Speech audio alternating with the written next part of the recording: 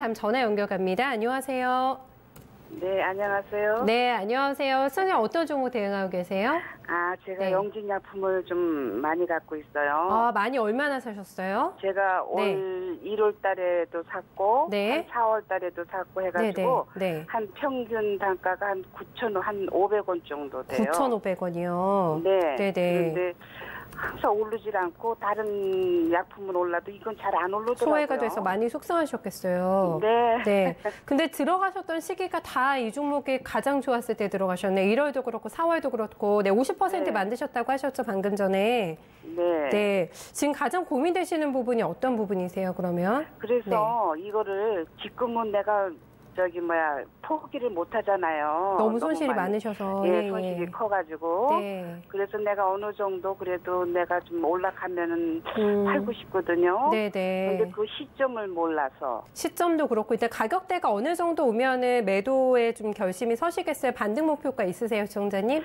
예, 한 7,000원, 8,000원만 돼도 팔고 싶어요. 네. 7,000원에서 저희가 8,000원 정도로 감안하고 한번 봐드릴게요, 그러면 시청자님. 네. 알겠습니다. 영진약품이 오늘 또 1% 가까운 약세 기록하면서요, 6,090원 기록이 됐고, 바닥권이 5,200원대인데, 얼마 올라오지를 못했습니다. 저희 시청자님이 아까 들어보니까 완전 다 고점 칠 때 들어가셨거든요. 네, 꼭지에서. 바이오주 투자를 흐름을 잘 모르시는 거예요. 투자를 하실 때. 바이오주를 많이 사서 대박을 터뜨리는 분도 많고, 그런데 이런 분들은 바닥에서 샀을 때는 오랫동안 그 회사의 속속들 다 알거든요. 그리고 그 시장 규모를 알아요.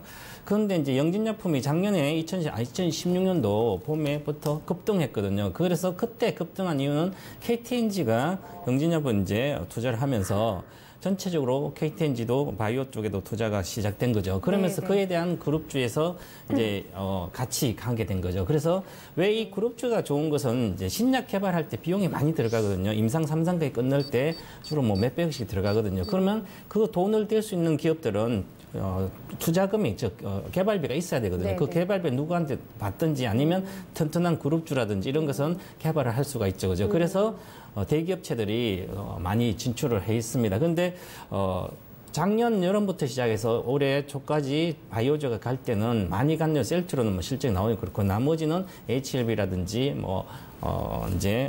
저런 거 있죠. 신라제 이런 게 많이 간 이유는 신약 개발이 가장 그 핵심적인 시장이 아주 큰 암 관련된 시장에서 핵심적인 걸 갖고 있는 거예요. 그래서 이것은 아주 현실화적 상품화될 높으니까 간 거고요. 나머지 조그만 희귀의약품, 영진약품도 뭐 KTNG도 이제 저쪽에 들어갔지만 이제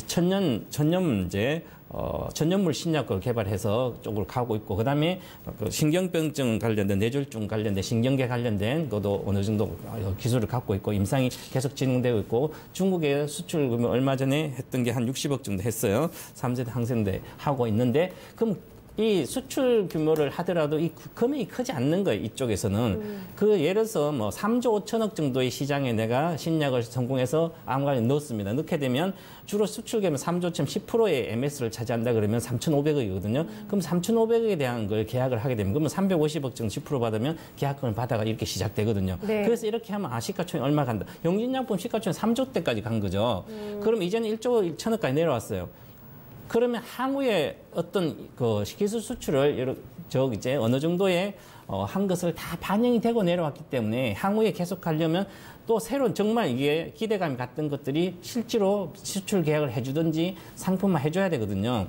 그게 아직까지 시간이 많이 걸립니다. 특히 희귀의약품들은 한자로 구하기도 힘들고 이 진행이 상당히 더뎌요. 더뎌요. 더딥니다. 그래서 암 관련된 환자도 많기 좋은데요. 환자가 또 많지 않으니까. 그래서 이 시장이 늦기 때문에 결국은 내가 이제 9천 얼마에서 뭐 손해가 보고 20-30% 손해가 보고 있다면 바이오주는 비중이 50% 모르겠까 뭐 지금 계속 샀으니까 빨리 팔고 할 수가 있는 개점이 아니에요. 이 종목들은 바이오는 신약 개발은 신약을 하는데 그 회사가 하는 데는 기본적으로 하나의 상이 끝나는 데가 거의 1년 이상이 걸리는데 그러면 2상, 3상에서 나오려면 2, 3년이 걸려요. 그죠?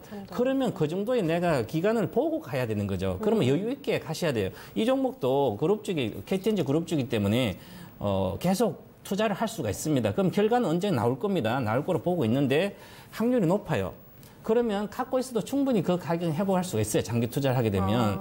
그러면 단기적으로 보면 기술적으로 저도 전문가님 언제 팔고 나올 수 있을까요? 몰라요. 이게 나와야 하잖아요. 그죠? 그 기업에 해당 개발자도 모릅니다. 그렇죠. 개발 환자수를 임상을 해봐야 하는 거죠.